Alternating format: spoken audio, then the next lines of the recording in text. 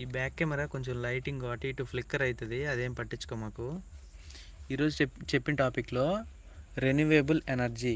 Okay, renewable energy అంటే ఏంటంటే మనం తరగని వనరులు, పేరైతే తరగని వనరులు. Renewable energy, non renewable energy అని రెండు రకాలు అనమాట. నాన్ రెన్యూవేబుల్ ఎనర్జీలో nuclear energy, thermal power plant, ఇంకా కోల్ ఉంటుంది కదా, కోల్ బొగ్గు గనులు ఇవి, తర్వాత ఫ్యూయల్స్, పెట్రోలు అవి, డీజిల్ అవి, ఇవన్నీ వస్తాయి. ఇవన్నీ మనం కొన్ని రోజులు వాడగా ఇవి తరిగిపోతాయి.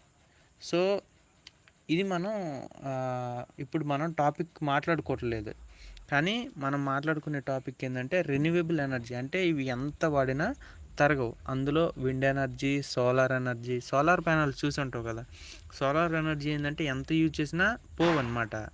సో ఇందులో నాకు నచ్చిన టాపిక్ ఒకటి ఉంది. అది ఏంటంటే సోలార్ ఎనర్జీ నుంచి సోలార్ ప్యానల్స్ కదా క్రియేట్ అవుతాయి. ఆ సోలార్ ప్యానల్స్ని ఇంకా కొంచెం క్రియేట్ చేసి దాన్ని హైబ్రిడ్ సోలార్ ప్యానల్స్గా మార్చారనమాట. ఈ హైబ్రిడ్ సోలార్ ప్యానల్స్ ఏంటంటే, ఇప్పుడు సోలార్ ప్యానల్స్ ఏంది,